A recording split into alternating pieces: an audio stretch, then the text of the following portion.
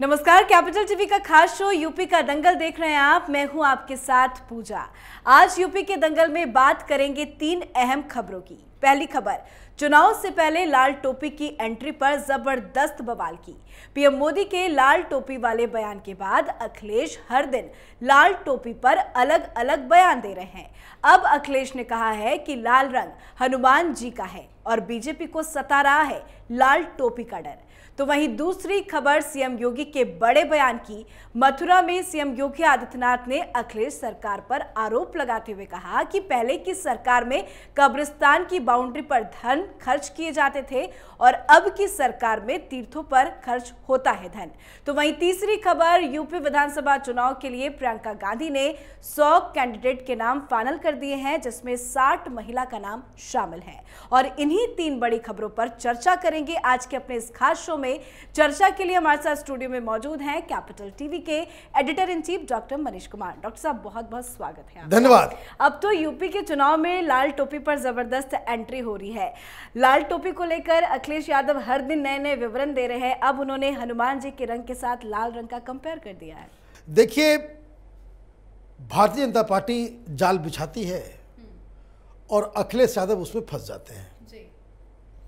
अखिलेश यादव के पास मुद्दे की कमी है क्या? लग तो ऐसे ही रहा है। आपको लाल टोपी पे परेशानी हो गई जी। भाई, कल उसके एक दिन पहले योगी आदित्यनाथ ने एक जुमला कह दिया था कि जिस गाड़ी में सपा का झंडा, उसके अंदर बैठा है कोई गुंडा, नामी गुंडा। अब लगे पड़े इसके पीछे पीछे। अब ये मुहावरा इसलिए भी डाला गया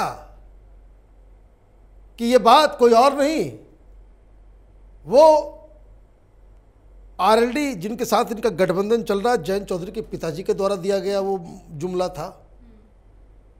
अब आप लगे उसको डिफेंड करने। प्रधानमंत्री पहुंचे, उन्होंने कह दिया भाई लाल टोपी वाला रेड अलर्ट है। अब लगे उनको डिफेंड करने, लाल टोपी लाल टोपी। भाई, आपको सवाल उठाना है सरकार की कमियों के बारे में जी। आपको चुनाव जीतना है तो आपको जनता में ये कन्विंस करना होगा कि भाई जब आपकी सरकार आएगी तो गुंडागर्दी नहीं होगी, दंगे नहीं होंगे, विकास होगा, महिलाओं के लिए ये योजना होगी, मुसलमानों के लिए ये हम करने वाले हैं, रिजर्वेशन देने वाले हैं। तमाम तरह की चीज़ें आपको कहना चाहिए। आप लगे पड़े और कहां जाकर के आप गिरे, डिफेंड करते करते आप कहां पहुंच गए। आपने कह दिया भाई बजरंगबली का भी लाल रंग होता है।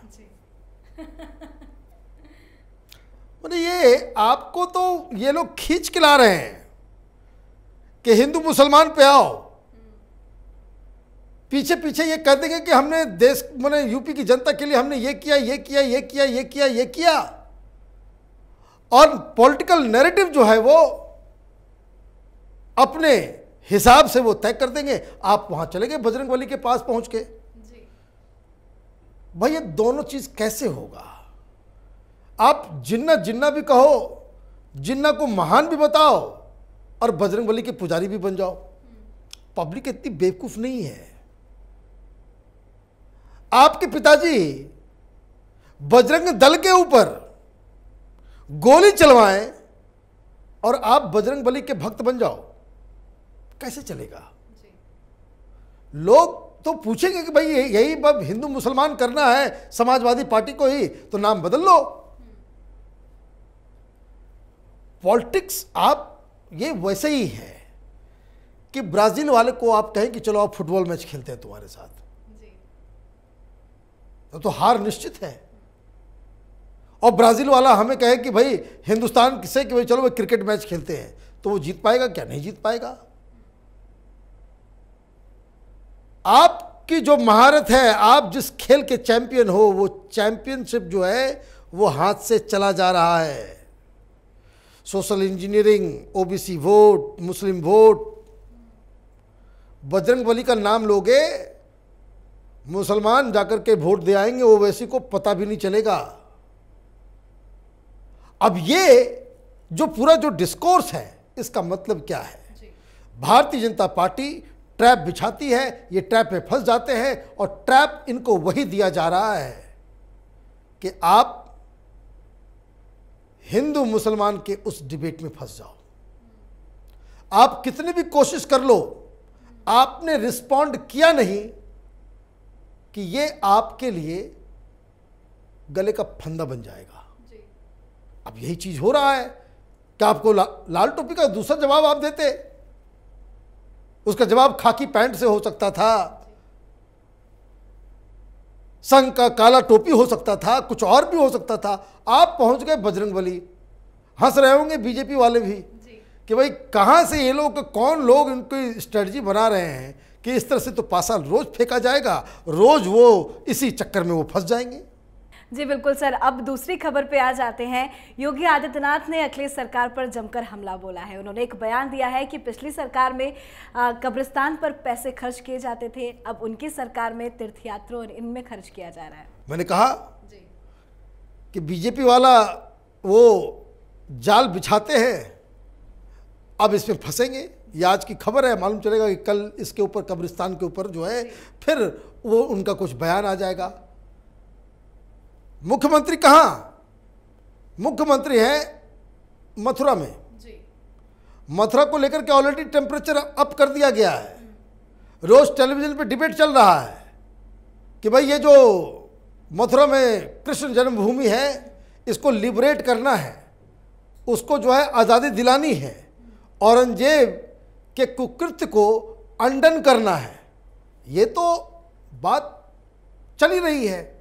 अब मुख्यमंत्री वहां पहुंचते हैं और वो सारी बातें बताते हैं कि हम ये कर रहे हैं, वो कर रहे हैं, ऐसे कर रहे हैं, वैसे कर रहे हैं, हमारी योजना, अपने विकास के काम को वो गिना देते हैं और उसके बाद एक जो है मिसाइल मार दिया। मिसाइल क्या है कि भाई मुस्लिम परस्त राजनीति करता है ये Akhilesh Yadav. This is what he is saying कि कब्रिस्तान के ऊपर सैकड़ों करोड़ रुपए खर्च हो जाते हैं। हमने तो 200 करोड़ रुपए अपने हिंदू मंदिर मस्जिदों के लिए, मंदिरों के लिए जो है हमने अपना उसको उद्धार के लिए हमने ये खर्च किए हैं। अब ये तो बात साफ हो जाएगी। अब इसके ऊपर अगर रिस्पॉन्ड कर दिया कब्रिस्तान को लेकर के, तब ये फिर और फंसेंगे। अब देखिए लगातार ये 3 दिन में 3 ट्रैप में समाजवादी पार्टी फंसी। एक झंडा गुंडा, दूसरा लाल टोपी और तीसरा कब्रिस्तान। कब्रिस्तान में उन्होंने क्या किया था? कब्रिस्तान में ये समाजवादी पार्टी मुस्लिम वोट पाती है, मुस्लिम वोट के लिए वो राजनीति करती है, मुसलमानों को अपीस करने के लिए अलग अलग योजनाएं भी बनाती है जब सरकार आती है, और मुस्लिम वोट उन्हें मिलता रहे इसलिए जितना भी मुसलमानों के खिलाफ जो पुलिस केस होते हैं, क्रिमिनल केसेस होते हैं, उसको नज़रअंदाज कर दिया जाता है। तमाम मुस्लिम जो डॉन्स जो यूपी में ऑपरेट करते हैं उनको पूरी खुली छूट मिल जाती है। ये तो हकीकत है यूपी की। अखिलेश यादव की सरकार ने ये कहा कि भाई कब्रिस्तान जो है वो क्लोज नहीं होता है, खुला हुआ होता है तो जानवर चले जाते हैं, ये चलते हैं, मंशा में कोई दिक्कत नहीं है। लेकिन आप जिस तरह से इसको प्रचारित करके आपने ये काम किया तो भारतीय जनता पार्टी ने उसे उठा लिया कि ये देखो ये कैसी सरकार है। ये कृष्ण मंदिर के ऊपर अभी तक कोई बयान नहीं आया कि कृष्ण मंदिर चाहिए या नहीं चाहिए। सवाल पूछा भी गया था, उसका जवाब नहीं दिया जाएगा वो, क्योंकि वो कैश 22 सिचुएशन है। तो जब सरकार आपकी थी तो कब्रिस्तान के लिए आप स्पेशल प्लान करते हो तो लोग तो पूछेंगे भाई शमशान के लिए भी आपने क्यों नहीं कुछ किया। जो शमशान में काम करने वाले लोग, आप देखिए बहुत सारे मुस्लिम मौलवी मौलानाओं को सरकार की तरफ से पैसे दिए जाते हैं, बांटे जाते हैं। जहाँ जहाँ सेक्युलर पार्टियाँ होती है मौलानाओं को पैसा दिया जाता है। तो ये लाजमी है कि कोई आदमी ये पूछे कि भाई शमशान के लिए भी तुमने कुछ किया या नहीं किया। और जहाँ आप इस तरह के सवाल करेंगे, ये लेफ्ट लिबरल कबाल दिल्ली में बैठा हुआ जो दलाल मीडिया है वो कुछ जगह ये देखिए प्रधानमंत्री शमशान कब्रिस्तान कर रहे हैं। अरे भाई सरकार के पैसे से, टैक्स पेयर के पैसे से, तो उस टैक्स पेयर के पैसे में तो हिंदुओं का भी पैसा है ना। तो सरकार के खजाने से आप कब्रिस्तान में दीवार बनाएंगे और मंदिरों के लिए कोई प्लान नहीं होगा, शमशान के लिए कोई प्लान नहीं होगा, और ये सवाल कोई उठाएगा तो कम्युनल हो जाएगा। ये अजीबोगरीब नैरेटिव है इस देश के अंदर में। भाई अपने घर से तुमको कब्रिस्तान के लिए करना है तो घर भेज करके आप कब्रिस्तान में दीवार बनाओ, हम लोग भी तारीफ करेंगे कि ये है कमिटमेंट। जनता के पैसे से आप उसका इस्तेमाल कब्रिस्तान में दीवार बनाने के लिए होगा, जनता तो पूछेगी, पूछना भी चाहिए। ये भाई ये तो वही उसी तरह की चीज है ना कि मुस्लिम वोटों के लिए एक प्रधानमंत्री होते थे, देश के कलंक मनमोहन सिंह। उन्होंने कह दिया कि भाई देश में जो है सबसे पहला जो राष्ट्र की जो संपत्ति है, जितना भी नेचुरल रिसोर्सेज है, उस पे मुसलमानों का पहला हक है। ये किसी और ने नहीं कहा, मनमोहन सिंह ने कहा। मैं तो इस बात को बाकायदा बिलीव करता हूं कि प्रधानमंत्री की कुर्सी पे अगर कभी कोई कलंकित किया है किसी ने उस पद को, वो मनमोहन सिंह ने। तो ये मनमोहन सिंह, तो ये काम आप भी कर रहे हो, तो आपसे सवाल जवाब क्यों नहीं पूछा जाएगा? आप ये कह के नहीं बच सकते कि भाई ये जो है बिल्कुल कि कब्रिस्तान और शमशान करते हैं। नहीं, जनता का पैसा, टैक्स पेयर का पैसा, सरकार का पैसा अगर किसी भी चीज में खर्च होता है 1 रुपए भी, उसका हिसाब तो जनता को लेना ही चाहिए। उसी से अकाउंटेबिलिटी फिक्स होती है। चलिए सर, अब जरा बात कांग्रेस की भी कर लेते हैं। कभी कभी तो वो चर्चा में शामिल होते हैं। क्यों कांग्रेस पार्टी की बात कर रही है? कभी कभी चुनावी हलचल क्रिएट कर देते हैं वो। कांग्रेस ने हालांकि पहले ही ये क्लियर कर दिया था कि महिलाओं को ज़्यादा तवज्जो दी जाएगी, ज़्यादा टिकट्स उन्हें बटेंगे। 100 उम्मीदवारों की लिस्ट नाम फाइनल हो चुका है, जिसमें 60 महिला बताई जा रही हैं। भाई सबसे पहले तो कांग्रेस पार्टी को, प्रियंका वाड्रा को मुबारकबाद कि 100 लोग उन्हें उत्तर प्रदेश में मिल गए। ये बहुत बड़ी बात है। और स्पेशल बधाई इसलिए भी कि इनको 60 महिलाएं भी मिल गई। जिस हिसाब से कांग्रेस पार्टी अपने विनाश की ओर आगे बढ़ रही है, उसको कोई नहीं बचा सकता, उसको कोई नहीं बचा सकता। दीवार में जब क्रैक आ जाए तो बाहर से उसे पुताई करने में, रंगने से दीवार मजबूत नहीं होता। सीमेंट की जरूरत होती है, या फिर अक्लमंद आदमी होता है कि फिर से उस दीवार को खड़ा करता है, तब वो दीवार आपकी रक्षा कर सकता है। खंडर हो चुका है और उसके ऊपर ये रंग रोगन जो है, महिलाओं को हम दे देंगे तो हम ये कर देंगे, हमारे लिए वो, हमारे लिए वो। आधा तो दिक्कत प्रियंका वाड्रा और राहुल गांधी के साथ ये है कि केजरीवाल का सब ये जो खलेरा भाई नजर आ रहा है जी। ये फ्री, वो फ्री, हम ये कर देंगे, ये फ्री, वो फ्री। भाई क्यों इस देश को आप लोग माने तबाह और बर्बाद करने में जुटे हुए हैं? इसके लिए जो प्रधानमंत्री मोदी हो, योगी हो, राहुल गांधी हो, कोई भी सरकार हो, जो कोई भी फ्री में चीजों को बांटना शुरू कर दे। आपदा का सिस्टम है, समय है, अलग बात है। कोरोना काल है, समय अलग बात है। बहुत गरीब सेक्शन को आप मदद कर रहे हैं, कोई बात नहीं।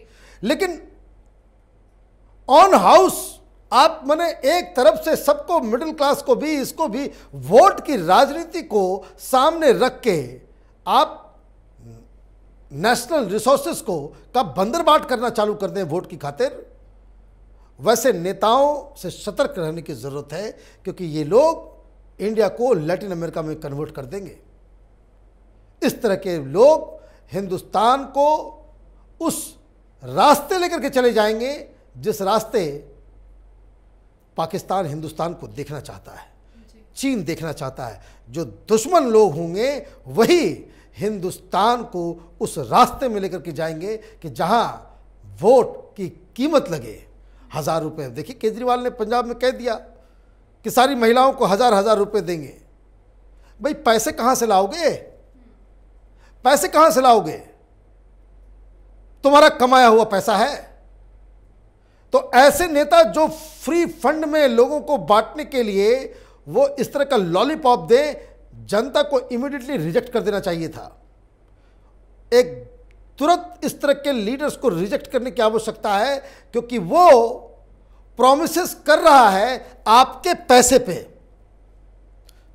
मेहनत करें हम, कमाएं हम, टैक्स भरें हम, और मेरे पैसे के ऊपर यह दलाली करने का काम करे मुख्यमंत्री। ऐसे नेताओं से बिल्कुल सतर्क रहने की जरूरत है। और जो नेता पैसे को जनरेट करके सरकार नहीं चला सकता है, ऐसे नेताओं को तो लात मार के बाहर फेंक देना चाहिए। जी, बहुत बहुत शुक्रिया सर बातचीत करने। धन्यवाद।